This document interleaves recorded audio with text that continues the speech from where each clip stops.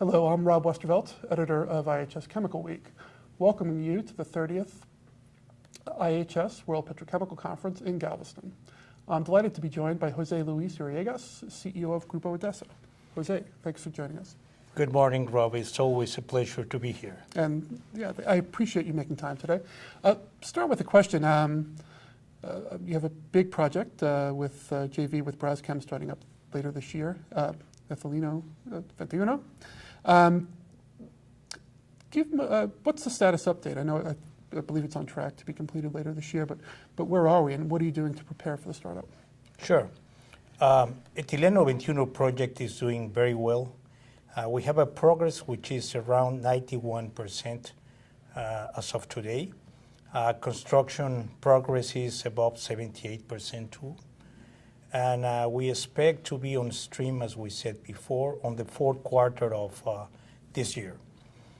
We are facing a very challenging stage of the project because we have around 16,000 people working today in the site in different specialty activities, very importantly piping, insulation, and control. So we are also starting some of the pre-commissioning activities and as well preparing the commissioning activities that will start very soon. So the project is on schedule as expected, but as every project of this size, facing interesting challenges every day and every week. Yeah, and as you know, we're probably 4 or 5 projects that have just started in the U.S. Can you talk about some of the how you address some of the engineering and construction challenges? And I guess you're just coming off peak construction. What was that like, and how did you manage that very complex project? Yeah, we were lucky to structure a consortium of 3 very important companies to help us in the engineering, procurement, and construction of this plant.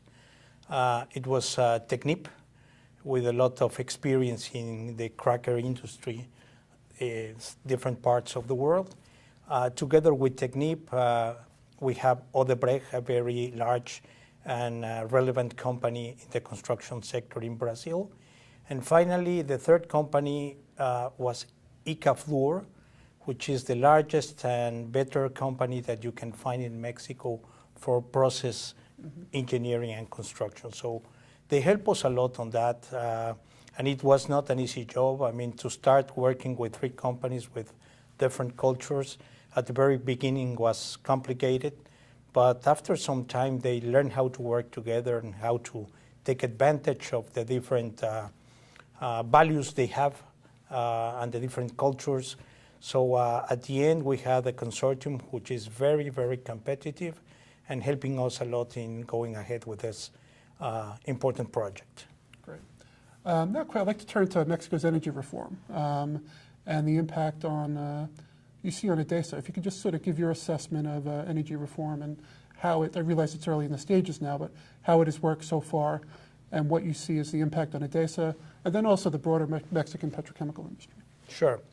The energy reform, it was very deep, at least at this moment, in what the law means. The Constitution was amended in a very significant way so that private companies can go and explore and produce crude oil and natural gas by themselves or together with Pemex. So that was a very good move and a very significant change.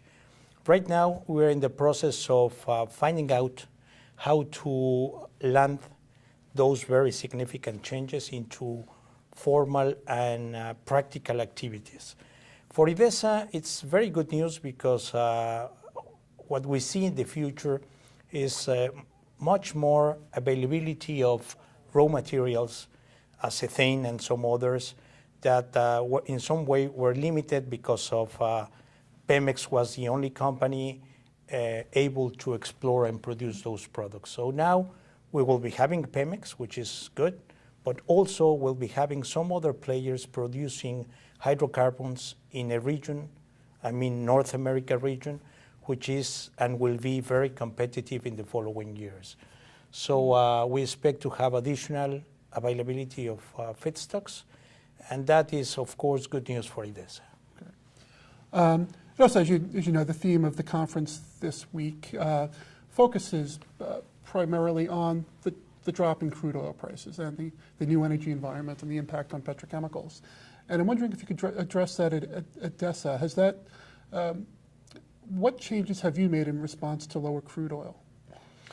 Oh, what we see in regards to the crude oil prices going down is that we have an effect in the short term, and the kind of effect that we have is very similar to some other players in North America, which is a reduction in some of the margins.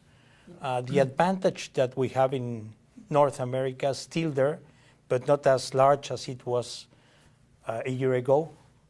But we think that fundamentally the advantage is there.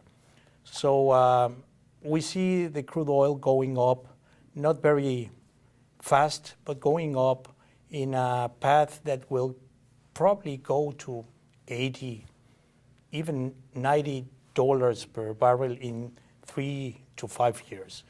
So we expect anyway that natural gas in North America region will still be low. So this advantage will continue to be there. Maybe in the short run, not as important as it was a year ago or as important as it will be 3 to 5 years from now, but we have an advantage and we continue very positive to invest in petrochemicals in Mexico. Okay. Anyway, just looking at the broader industry and the impact, I mean, you mentioned the advantage of remaining there. I mean, do you still view that for the broader petrochemical industry in North America? Do you view that as sustainable over the long term? It is. We truly believe that this shale revolution in the region is going to stay here for many years, and we think that we will continue having a very important competitive aspect, which is the feedstock. So with the region which is having a large market and at the same time a very competitive feedstock, it is very difficult that you find some other region all over the world as competitive as North America. So Idesa is, again, very positive and is planning to continue investing in the region. Great. Thank you very much, Jose Luis. I appreciate your time and enjoyed speaking with you again. And thank you for joining us. Thank you, Rob. It's always a pleasure. Thanks.